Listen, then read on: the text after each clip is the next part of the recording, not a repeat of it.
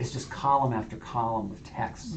There's no punctuation, let alone paragraph. That's all much later.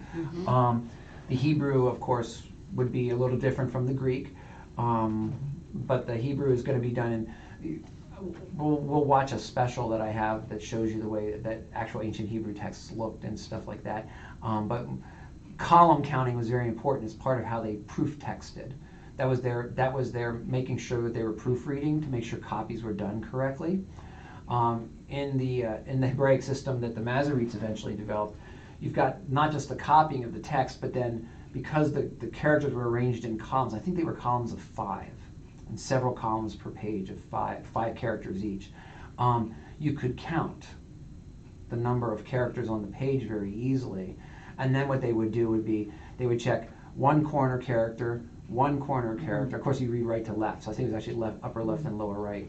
They would check because they were not the first letter of the page, and then they would check the one at the very center to make sure no errors. That was part of the proofreading process. Obviously, the most ancient versions of the text wouldn't have that, but that's how I've got a paragraph marking here at verse 5, so that's what I'll read first. Now there was a famine in the land, besides the former famine that was in the days of Abraham. And Isaac went to Gerar, to Abimelech, king of the Philistines. And the Lord appeared to him and said, Do not go down into Egypt. Dwell in the land of which I shall tell you. Sojourn in this land, and I will be with you and will bless you. For to you and to your offspring I will give all these lands, and I will establish the oath that I swore to Abraham your father. I will multiply your offspring as the stars of heaven, and will give to your offspring all these lands. And in your offspring all the nations of the earth shall be blessed. Because Abraham obeyed my voice and kept my charge, my commandments, my statutes, and my laws. And I do think we went over this. I think we did this section as I'm reading it. So, because we covered Esau's lineage. So I'm going to say, let's go on to 27.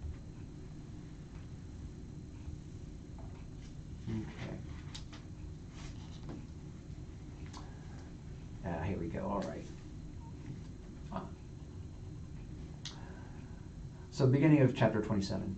When Isaac was old and his eyes were so dim that he could not see, he called Esau, his older son, and said to him, My son? And he answered, Here I am. He said, Behold, I am old. I do not know the day of my death.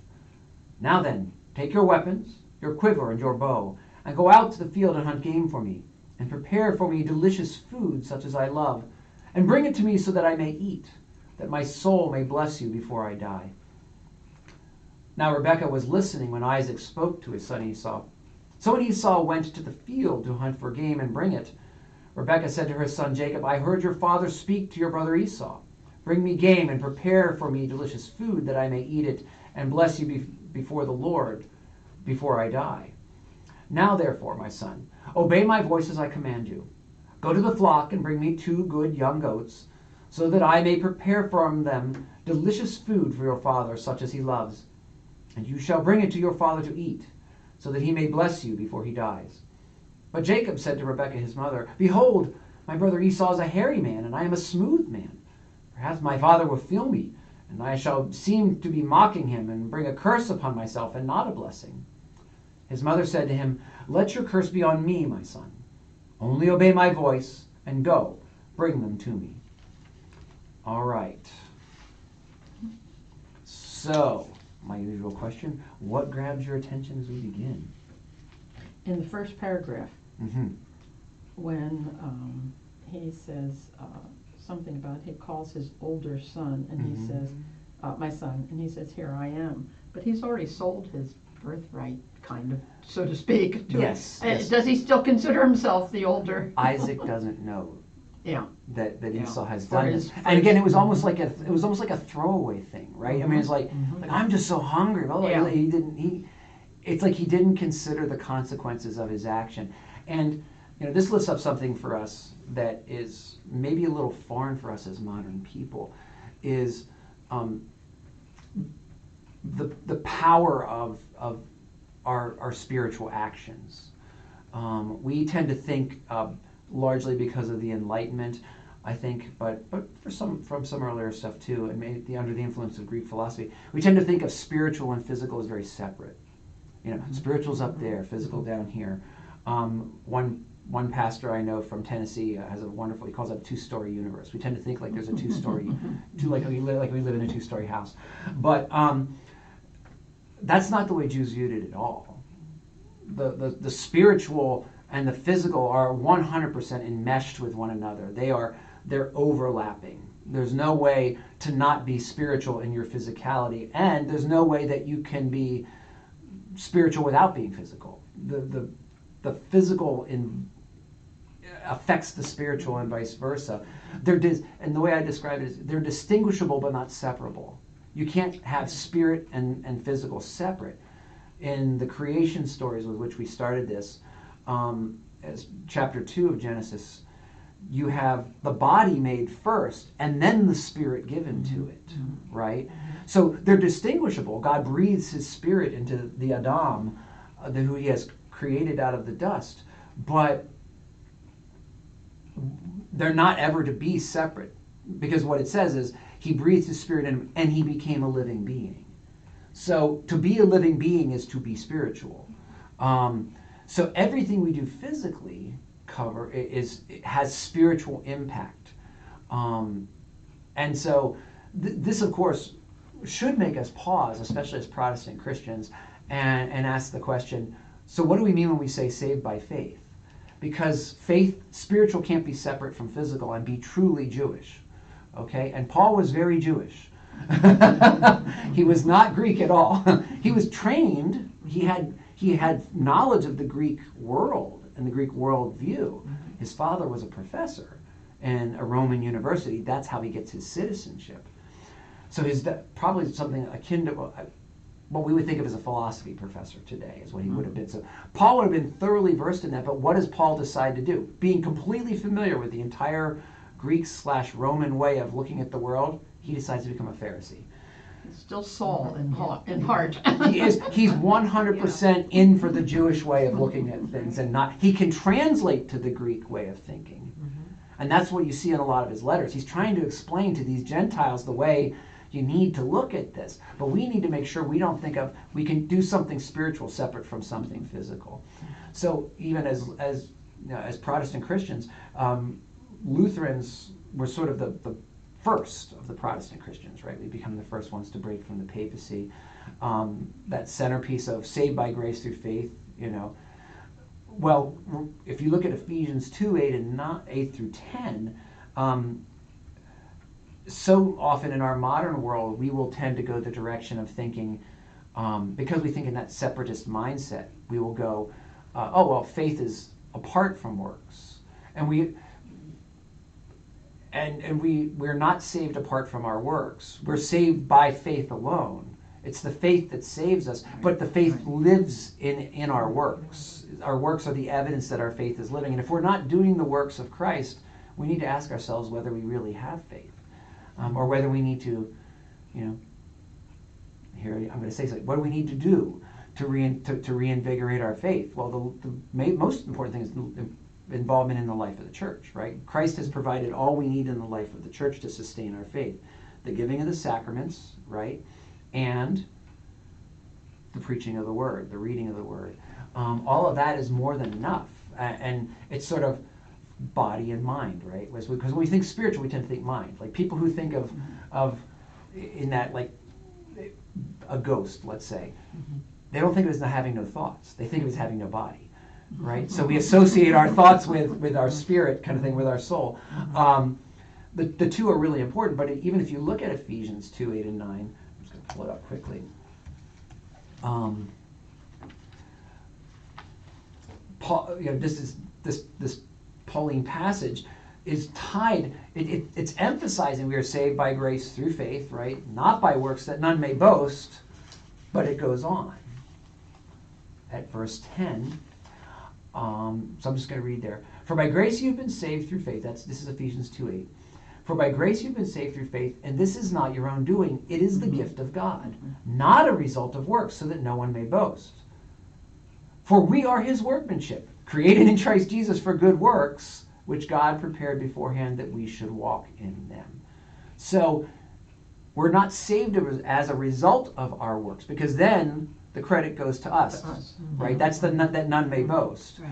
However, we're saved for good works, right? Because that's God's workmanship in us. God's crafting us to be what he wants us to be, or what we were made to be in the first place, and which sin has marred and thrown apart. So the Lutheran Reformation is very, very clear in the Formula of Concord. It says, faith is never found without works. True faith, the kind of faith that saves, can't be found without works. While we are saved by our faith, we're not saved, if you want to say we're not saved by our faith alone, we're saved by our faith alone, but we're not saved without our works. Our works are part of our salvation process, So, all that's not, I'm not trying to muddy the waters too much here. But the reason why I want to get into that, though, is that Esau does this stupid spiritual thing. He despises his birthright in a moment of pure animal weakness, right? I mean, he's just, and this is where it's very prominent in the New Testament in certain sections of Paul in particular, but also in Peter. This is where the talk about the flesh, right? You want to listen to the spirit, not the flesh. It doesn't mean the two are separate, but the flesh is going to pull you down in the sense of just animal appetite. You're going to lose your connection to the Spirit of God, because all the animals, they don't have the Spirit of God, but they do have the same appetites we have. You've got hunger and anger and envy and all that stuff, right? My dog's always attacking my cat if she thinks my cat's getting any of my attention. Okay? She's such a jealous little thing. All those appetites will pull us away from God, not because God didn't create them. We're even told God's a jealous God at certain places, right? But we don't know how to be jealous in the way God is jealous, because we're fallen.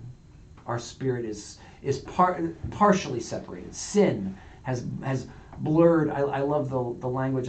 What I see in the early church, they talk about a particular faculty. Like, one of the things, if you're aware of this, modern neurology knows that we have many more than 5 senses. You can close your eyes and have a sense of where your hand is. That's a different thing. There's all kind of senses we have that they've actually identified neurologically. Well, one of those senses in the early church, it's a slowly developing tradition, but what we see by about the 3rd or 4th century is this talk about what they call the nous. This is actually, they're repurposing an already existing Greek word. This is just the word for mind in Greek. So when I said about we associate spirit with our thoughts, right? But that's not what they mean by this. They don't mean our thoughts per se, because they used a different word for that. What they mean by nous in this very technical jargon is our ability to sense God. This is the faculty we use to sense God. And they'll talk about it, they use different metaphors, but they'll talk about it like a lens that's been clouded. Something that's been, like something that should be beautiful and polished, that's got a lot of dirt on it. And this is what sin has done to us. This is the injury sin does to us, is it fractures our ability to sense God. Adam walked in the garden with God and talked with him as one talks to a friend, right? By the time you get to Cain and Abel, you're not seeing that anymore, right? And so sin is at work in the world and further obstructing our ability to sense God's presence. And part of the healing process of our being saved. So there's the justification part, declaring us saved, right? But then the process of working that out in our lives involves the clearing of that pollution from our system as we engage in what we call the works of faith, right? And that's an important distinction to make too, is that St. Paul does make a distinction between works of the law and works of faith, right? So we engage in these works of faith, whether it be the negative works like fasting, where we're taking something away from ourselves, or the positive works where like almsgiving, coming to worship. We engage in these different spiritual practices that the pollution that fills our soul may be slowly cleared out by God. This is part of the process as we work out our salvation with fear and trembling, right? The salvation is a gift, but now we need to work through what that gift means for our lives. And in the process of doing these different spiritual things, I start to think, I recognize this is a part of my life that really isn't surrendered to God yet, and now I need to do that and let him work his will in that part of my life rather than my own will in that part of my life. And as that happens, we begin to see the world more the way God sees it and see ourselves more the way God sees us. That process is never complete in this life. But we can make genuine progress, and genuine progress is a very good thing. Sam Walton discovered he could build the largest retail chain in the world by selling shampoo 1 cent cheaper than his competitor, right? He's successful. a lot of pennies add up after a while, and what feels like painfully slow incremental process to us makes a genuine difference in our character over time. And when you've got a whole community of people doing that, and then eventually a whole culture doing that, it makes that much more of an impact on the way the world is. And that's why we talk about it in our liturgy when we say that at the offering prayer, we have the Merciful Father, we offer with joy and thanksgiving. We've got that one, but then there's the other one, which is blessed are you, O Lord our God, King of the universe, which I added the O Lord our God, King of the universe, because that's in the prayer is taken from the Jewish Seder. That's why we use it in Advent and Lent. But they, for some reason, because it was the 70s, and they were trying, the LBW, our Green Book, is full of bad choices because they were trying to be relevant. Like, people thought the 70s would be relevant forever. So they made some poor textual choices. One of them was to omit those words. But that's why the structure of that prayer is from the Jewish Seder. It's the one it's the prayer that's at the offering of the cups, or the offering of the bread. And we offer our lives to the care and redemption of all that you have made, right? So it's our purpose as the church to keep expanding Christ's redeeming work, first and foremost by the proclamation of the word, and baptizing, right? That's the Great Commission. We bring people into the life of the church and help them become part of this living relationship with God we're having, and then the service aspect of it, even to our enemies, which is how we show God's character to the world and slowly change our enemies into friends. But all that's a long digression from this piece of that what we do makes a difference. It does have a real spiritual impact. And so Esau's throwaway comment, because he couldn't control his appetite in a moment, at a long day of hunting, if I don't eat, I'll die. A little hyperbole, a little drama queen. Dramatic there. Yeah. And now this is going to be that's like the pebble he threw in the water that created the ripple. And now we're going to see that ripple come home to roost for him. Okay. We're also going to see it in Isaac's reaction. So we're going to come back to this as we go. So that's a really good thing to pay attention to. That you're right. Okay. Well, we've got Rebecca again. Kind of reminds me of Sarai, who, I'm going to take this in my own hands and kind of everyone's scheming. Kind of figure this one out, Yep. Yeah. Meddling where you don't. It's not your business to be. Well, yes. Yeah. And again, cause and effect. It's an interesting thing. Yeah. It's almost like Esau put into motion his mother's actions. He rejected his birthright. Now, we have no indication from the text that Rebecca knows he did it. Right. But there's a spiritual wave moving, and she's being moved with it, right? We're all part of, there's spiritual forces working around in and through us all the time. Some of them we're more aware of, and some of them we're less aware of. The less our nous is clear, the less aware we are of the way we're being manipulated. I've certainly had experiences in my pastorally journey of people who were absolutely convinced they were doing the right thing, and were 100% out of step with God's clear. Even to the point of at one point, one person said to me, I prayed to God to fix my marriage, and he sent me the guy I'm having an affair with. I've had people say things like that, straight to my face, and I'm like, that makes sense to you? All those words in that order make sense to you? Yeah. So yeah, it's the more cluttered our spiritual. Well, again, I'm going to use the word nous because that's the word I know from the theology. But the more that eye with which we perceive God, the more clouded that is, the more difficult it is. Whatever that sense is, it's not purely mind. It's not. I'm using the word eye, but you could easily use touch or smell or whatever. However it is we sense God, the more messed up that is. The deeper we are in our sin, the harder it is for us to make that connection. And I see that as especially difficult for our young people right now. They are in such a sexualized culture, and all these corners of the internet where they can go down these spirals of, one young man I love very much, but now he's presenting himself as a woman and all this kind of stuff. He showed none of these indications as a kid. None, not even a little bit. No even remote confusion in this regard. But you can get in this sort of spiral where this is all the people I'm talking to. We all think the same way, so it must be true. Blah, blah, blah, blah, blah. That each layer you go into it, the knot gets more clouded and it gets more difficult. And it's not that God can't pierce that. God can take a sovereign action in anyone's life. Do you think, but it's not typical.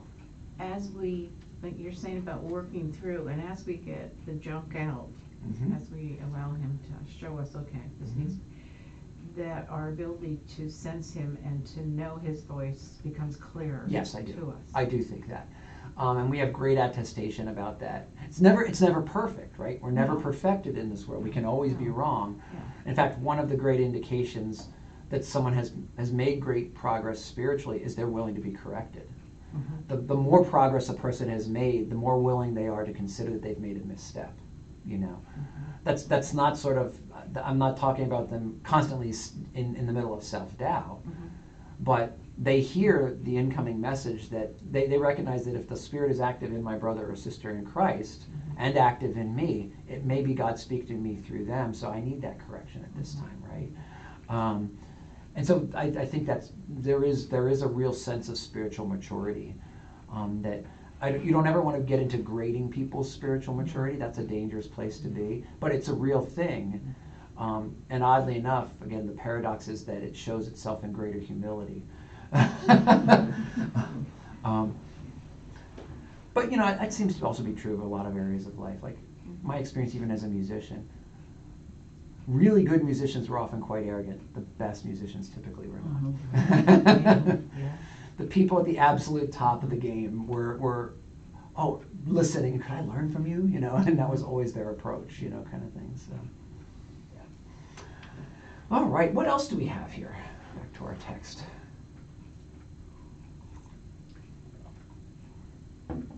I found it interesting that she said, he felt like a curse was going to come upon him and not a blessing, and she was willing to take that. Yes, very. Again, taking very seriously these words.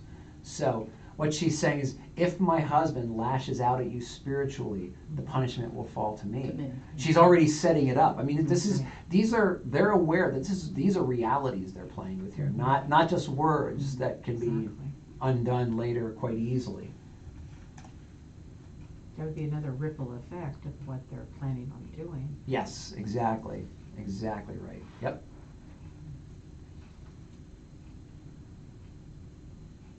Okay. Other ideas, other things you see.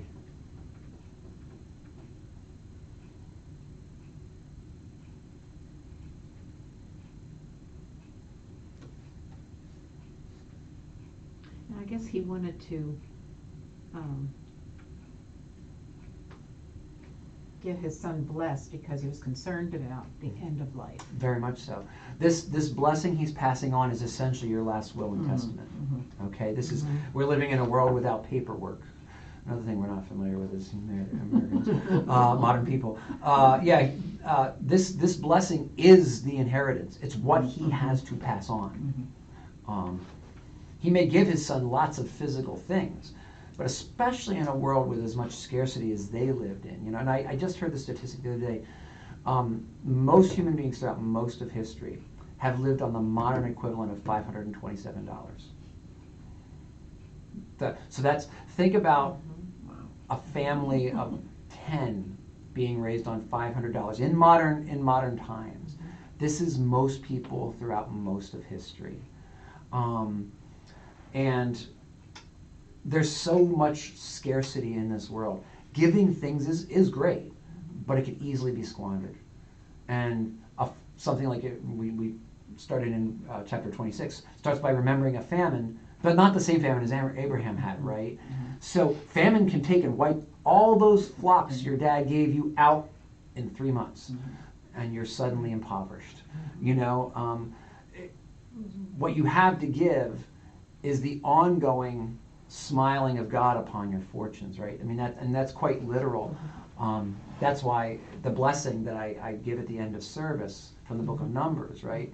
The Lord bless you and keep you. The Lord make his face shine upon you and be gracious to you. That sort of face-to-face sense of things. That's what you're looking for. That's the only thing that lasts. And that lasts through the ups and downs, right? As we're going to certainly see when we get to Joseph's story. Why did you said one week, and I can't remember, why you repeat the Lord, you know, in Yes. that, and what was the... You actually put the instruction that God gives to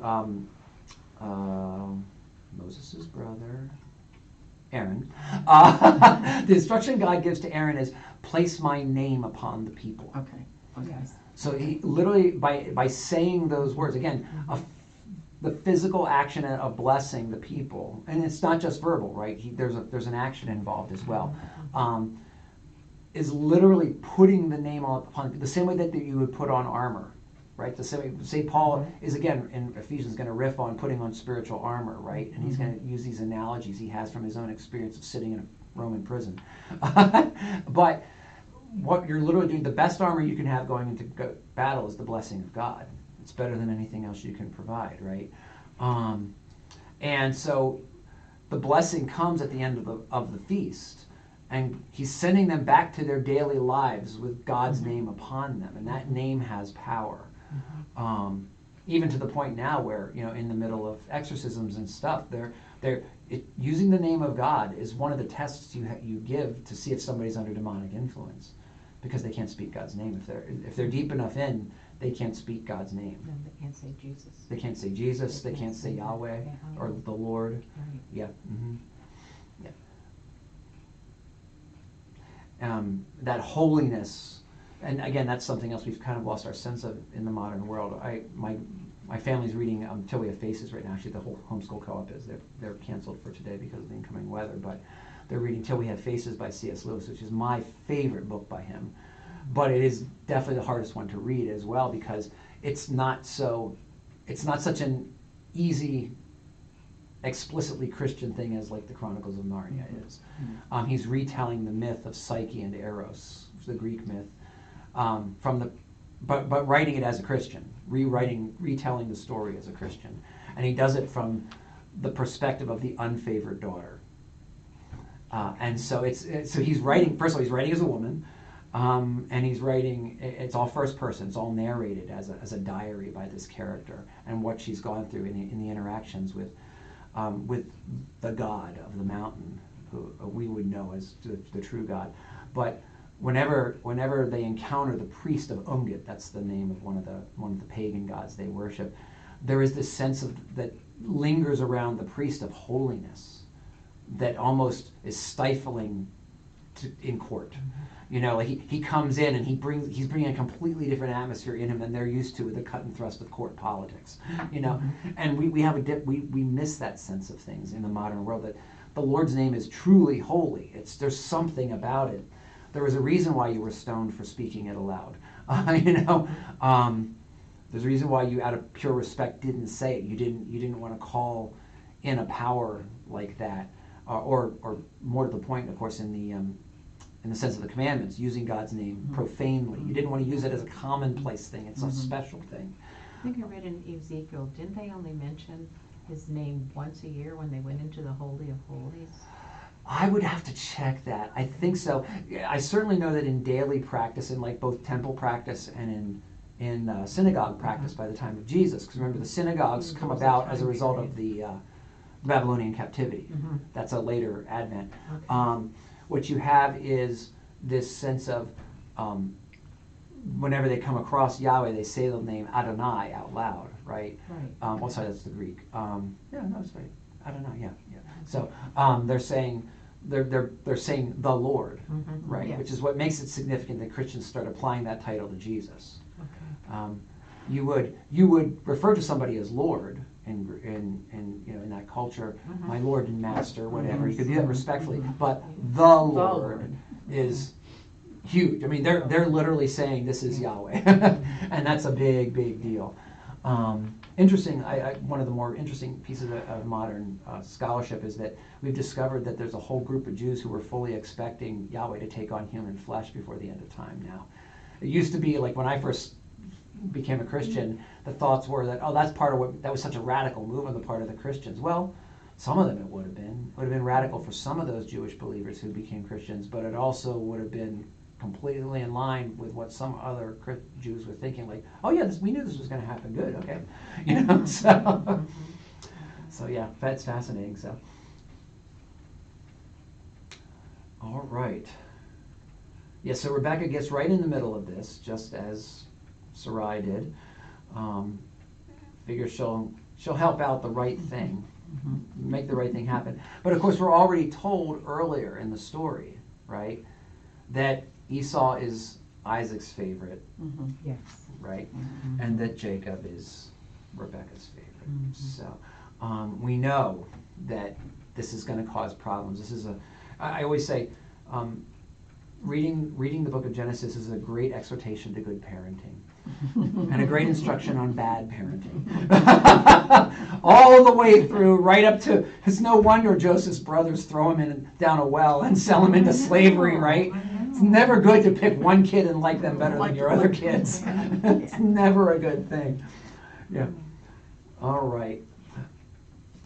So, verse 14. So he went and took them and brought them to his mother, and his mother prepared delicious food such as his father loved. Then Rebekah took the best garments of Esau, her older son, which were with her in the house, and put them on Jacob, her younger son. And the skins of the young goats she put on his hands and on the smooth part of his neck. And she put the delicious food and bread which she had prepared into the hand of her son Jacob. So he went into his father and said, "My father?" And he said, "Here I am. Who are you, my son?" Jacob said to his father, "I am Esau, your firstborn. I have done as you told me. Now sit up and eat of my game, that your soul may bless me." But Isaac said to his son, "How is it that you have found it so quickly, my son?" He answered, "Because the Lord your God granted me success." Then Isaac said to Jacob, "Please come near, that I may feel you, my son, to know whether you really are my son Jacob or not." So Jacob went near to his father Isaac, who felt him and said, "The voice is Jacob's voice, but the hands are the hands of Esau." And he did not recognize him, because his hands were hairy like his brother Esau's hands. So he blessed him. He said, "Are you really my son, Esau?" He answered, "I am." Then he said, "Bring it near to me, that I may eat of my son's game and bless you." So he brought it near to him, and he ate. And he brought him wine, and he drank. Okay. So what grabbed your attention now? Well, he had doubt, obviously. Clearly, yes. Because of the boys. Not a perfect ruse.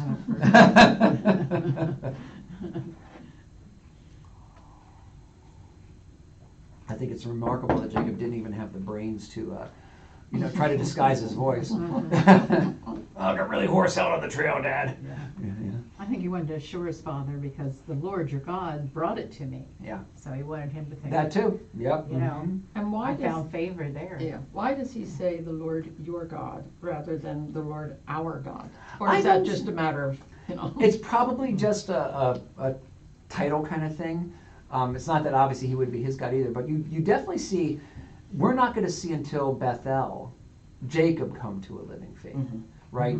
He's part of this family dynamic. He's part of this family that since Abraham has been following Yahweh, has been following the Lord.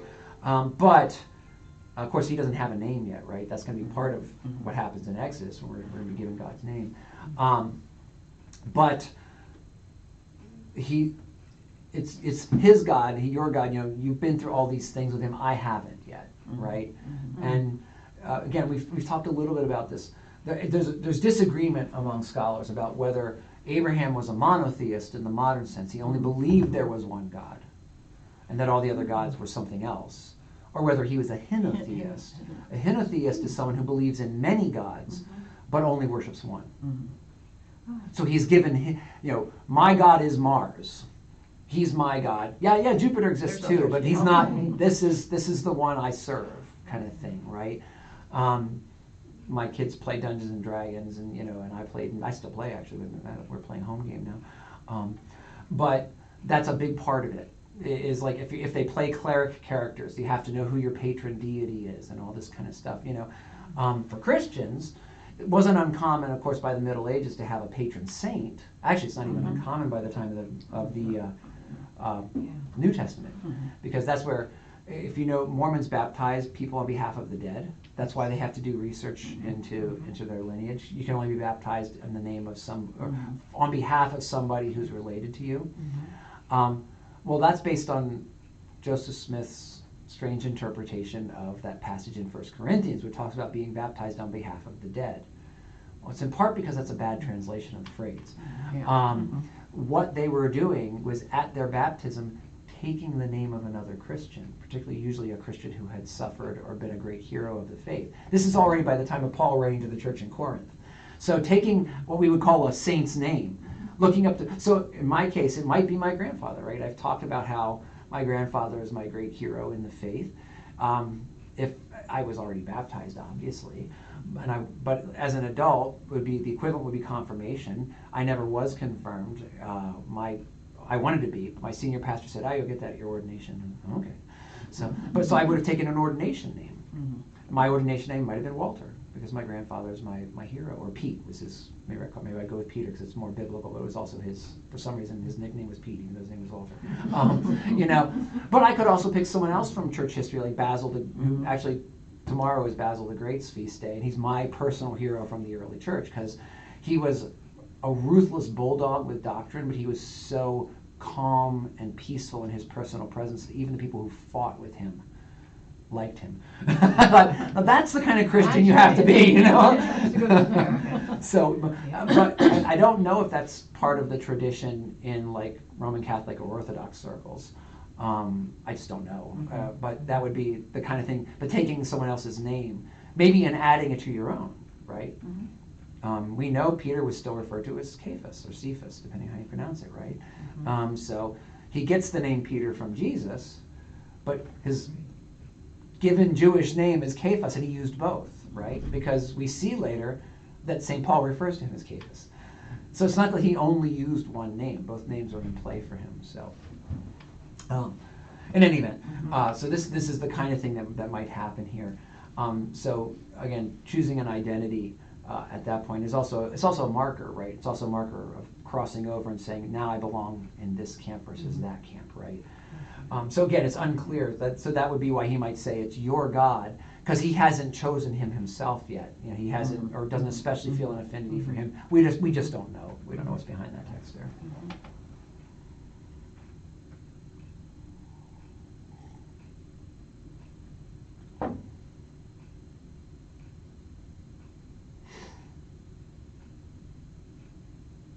And in mine, on 23, it says, "And he did not discern him, because his hands were hairy, Yes. like his brothers. Yes. So he blessed him." Right. And again, that goes to the power of a spiritual action. Isaac's action has the intended effect, even when it's done under false pretenses. Even though he was tricked into doing it, he can't call it back. It's a once and done deal. He can't say, "Oh, you tricked me, I'm giving it to the other kid." It doesn't work like that. It's truly something that's happened now. It's a cause set in motion, and God alone has the ability to transverse time. For us, time is, one darn thing after another, as the philosopher said. And so once he's taken this action, he can't go back and undo it any more than, we've all hurt ourselves and thought, "Oh, if I could wind back," you think in that second, you're like, "Why did I do that? It was a stupid thing. I burned my hand. Now it's going to hurt for a week, but I can't go back and undo that thing." This thing he does has its effect, even though it's the trickery of Rebecca and Jacob that brings it to effect. And of course, remember the name Jacob means trickster, right? So it always makes me wonder whether that was his given name from the beginning. Because who wants to name their kid that? It's like almost like you're cursing your kid with that. Although it could be a positive thing too, right? In the Middle East, being a At least wheeler they and might dealer consider is that, to this yeah. day is still a thing. You know, he'll be the savvy one, you know, kind of thing. Yeah. Esau's name is obvious because it goes with the red hair, but.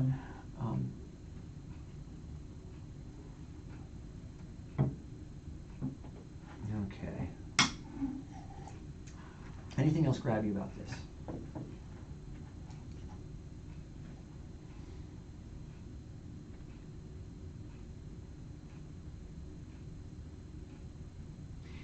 I think I was thinking, he obviously had some doubts as to whether or not that was Esau. Mm-hmm. So sometimes I think, if you've got something is in here saying Go with your gut. it's That's not what they right, say. you know, sometimes there's a red flag there. Mhm. Oh, There's- yeah. You know, and like you said, spiritual and physical. Yeah. Well, Mhm. okay, Mhm. pay attention to that. Yeah, you're absolutely right. Our sensei spends some of our time training self-defense. There's only a couple of us who are upper level belts and a lot of beginners. So we spend a lot of time on rudiments, which is good because even advanced students need the rudiments. It's like you never stop practicing your scales if you're a serious musician. But because it's a lot of beginners, he also teaches self-defense stuff, especially because we have a lot of frailer, both older and women. Okay, we've got people who just don't have physical strength to work with. So a lot of that's just technique, and you drill on it until it's automatic. So I do it with the kids here, especially. We've got a couple of fairly diminutive kids here. If someone grabs you, what do? Happened to me in high school at least twice. Someone grabbed me in the locker room. What do you do to break out of that, right? You know, that kind of stuff. And one of the things he trains us in is trust your gut. You know from a lifetime of experiences, if you think somebody intends you harm, think.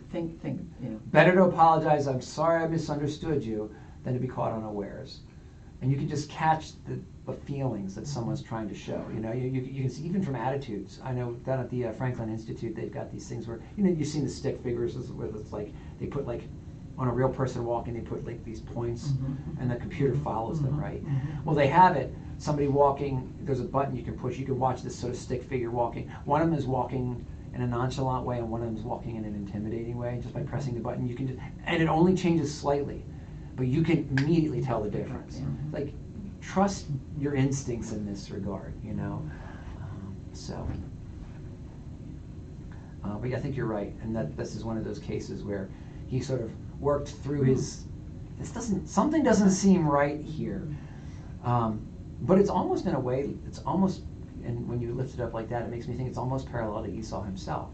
There's a weakness here in Isaac spiritually that he doesn't, he's not willing to, I think right now, you know, it was nice of you to do this, son, but let's wait till we get the whole family together for the blessing, or something, you know. For some reason, he wants to do this right here, right now. Yeah. And, you know, making the comment, once given, it's just like once done, once done. I had a pastor who gave an example of taking a nail and hammering it into, say, a piece of wood. And when you pull the nail out, the hole's still there. Yeah, that's a great way to say it, yeah. You know. It is. So the effects, you know, it's not just you individually. Yeah. It's still there. Yeah, and it's interesting. We in my own experience in the Lutheran context, we usually talk about that in terms of sin, so that we can be forgiven for our sins. Another physical action that has a spiritual impact, right, is drinking and eating at communion. We're told, it's by Jesus, this is for the forgiveness of sins. Yes. Drink of it, all of you, right? So it's not my believing that makes me forgiven per se, but it is my believing that makes it that sacrament. I have to receive it in faith for it to do me any good. But the reality is that the consequences of the sin for which I'm being forgiven may continue. We had a gentleman here for just a brief time who was worshiping with us. I guess he had been here years and years ago, came back for a few weeks, didn't like the 9:30 service. He wanted straight kind of traditional liturgy. I said, we can come to 8 o'clock, but it didn't suit him.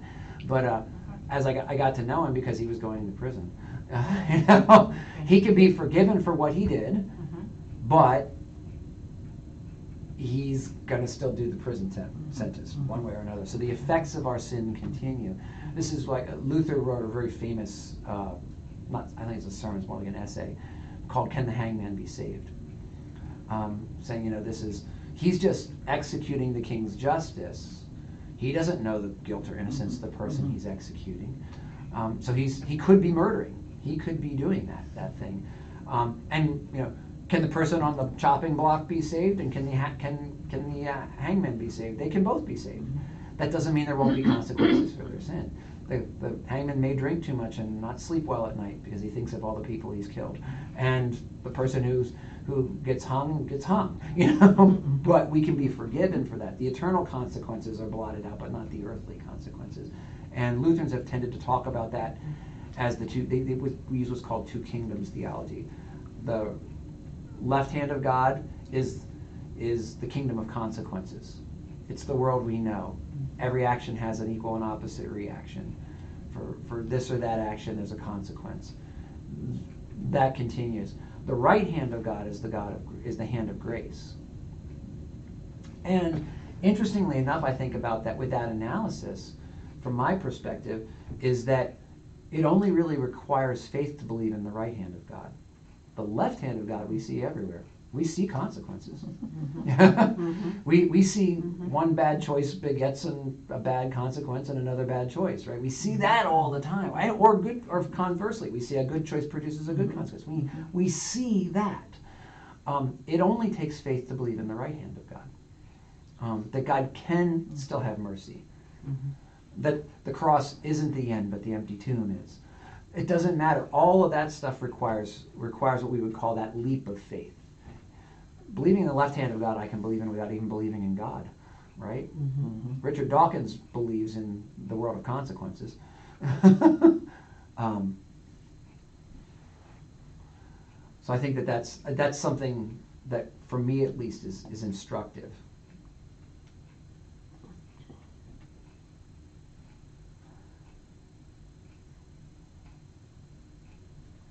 Okay.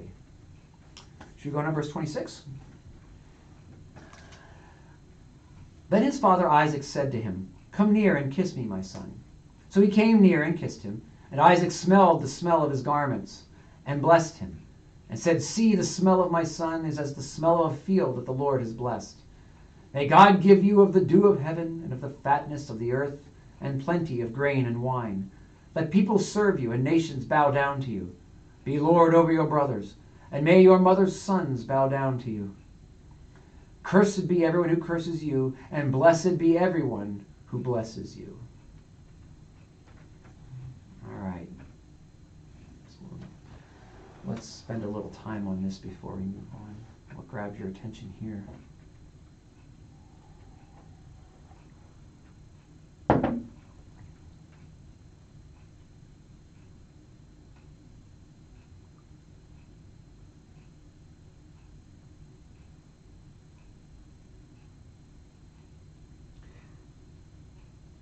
Well, I think it just reaffirmed to him, and maybe I should have turned it off. Happens to me all the time.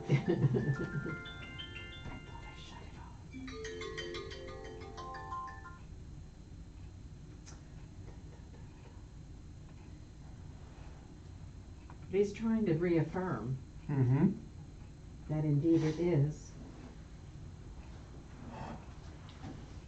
So now I think he's brought himself to the point where now he's accepted that it is in fact Esau. Esau, yes, absolutely, yeah. Exactly. Yeah, he definitely thinks he's giving the blessing to Esau at So this he's point. actually Yeah. come to that. Yeah, he's overcome any reservations he has in doing this, right? He put all that aside. Mhm. But, Yep. Yep. Mm-hmm.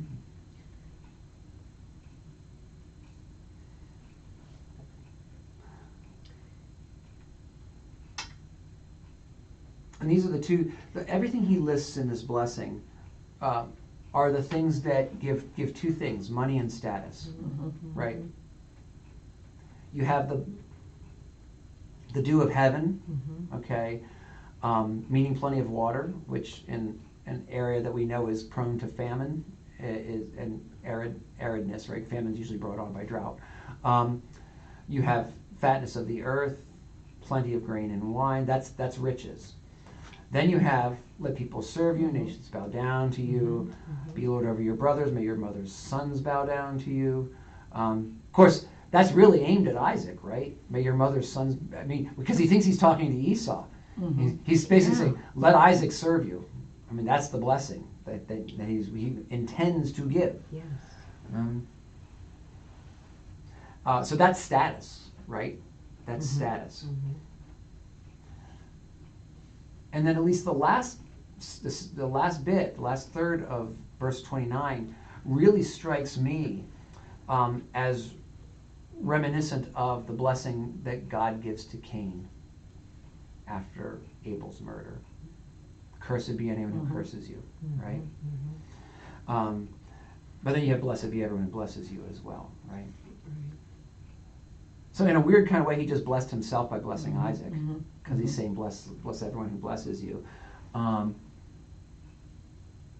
And it also, in addition to sort of prophetically saying Esau must serve Isaac, it also says the best line of moving forward for Esau is to bless Isaac. His own blessing will come in blessing his brother.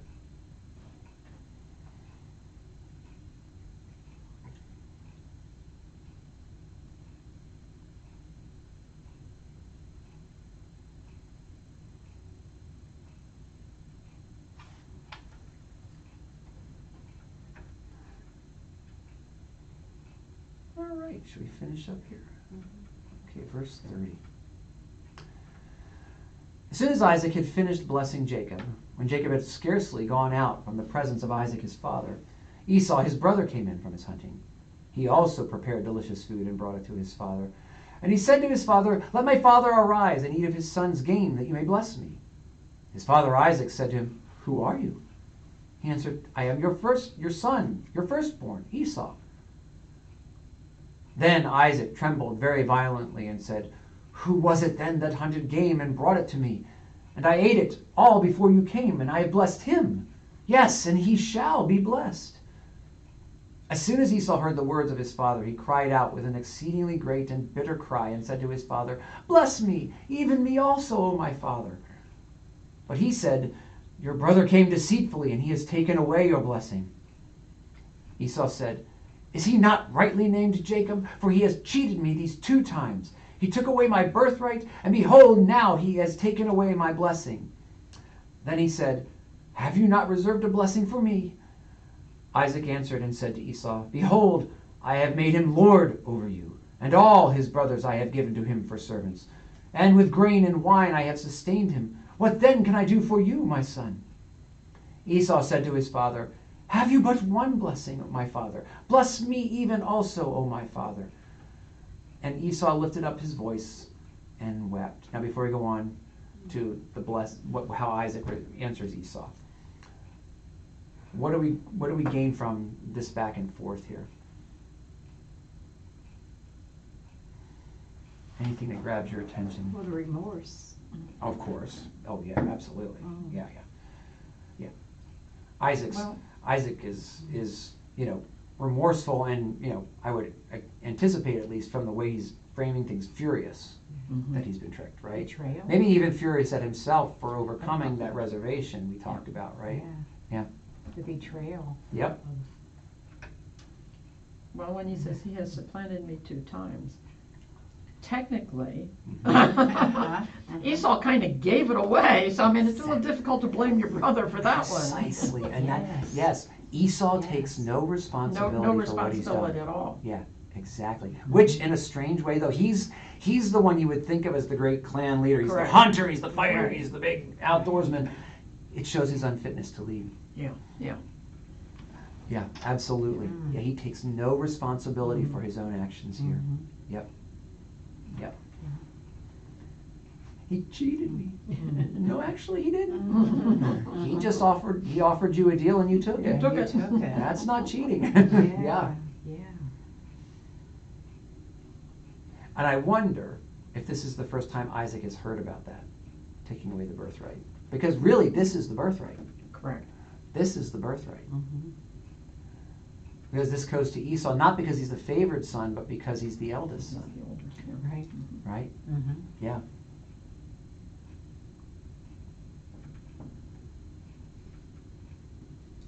And we've all seen this before. We've all seen people who have more esteemed positions within a structure, but are less worthy to handle them than somebody lower down, right? They don't have the They're character not, yeah.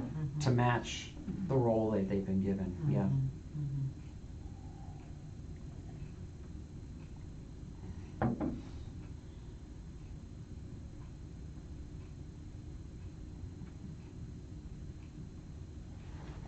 Okay. Anything else before we go on from here? I find it interesting that Isaac communicates to Esau the exact content of What the he's blessing. given, yeah. Mhm. Yeah. Tells him exactly what I gave to There's no him. confusion here. Yeah. This is what has occurred. This is what has occurred, yeah. And I can't undo it. And I will not, yeah. Not only Yeah. won't, but can't. Can't. Right? I have blessed him and he will be blessed. There's no undoing this thing. Yeah.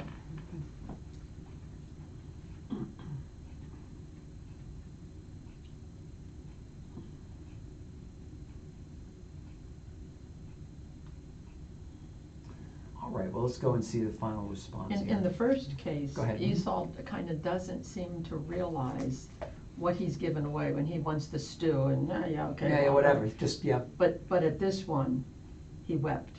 Right. He has a realization of what I've actually done. Right, precisely. Yeah, and even in his mind here, he's still separating the two things. Mhm. He's like, well, that was just silly. Yeah, This is the yeah. real thing. Yeah. That was this. Correct. This is what you gave away when for that mess of porridge. Mhm. Well, stew, but still. Mhm. Yeah. Yeah. I actually think of this passage, this story, every time we have beef stew. I think to myself, it's not red stew, but it was probably like a lentil stew, because that's probably why it was red. But I'm like it's not a red stew, but I'm like, boy, Sure smells good. yeah, exactly. I'm not giving away my birthright here, right?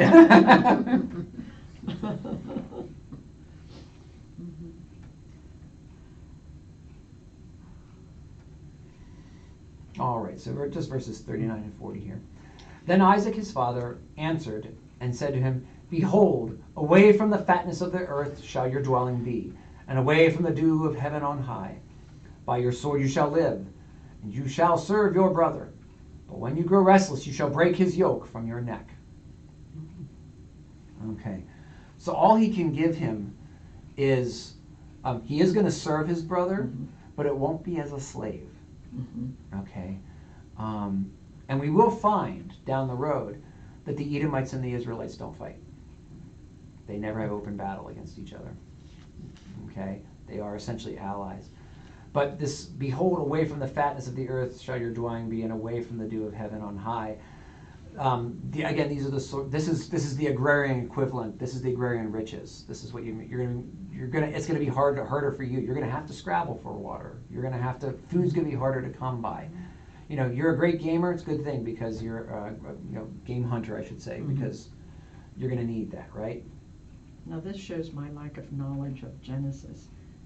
Is Esau mentioned beyond These stories. what we're hearing here? Yes, we're going to get into that later. You're going to see. Okay. You're going to see the rapprochement between Esau and Jacob. In fact, Esau is pursuing Jacob when he wrestles with God at Bethel. Oh, We're going to get to. yeah, We're going to get to okay. that story. Yeah, we're going to get to that story, and how you end up with making peace between them. Because to finish that, we'll read this next paragraph, or read to the end of the chapter here.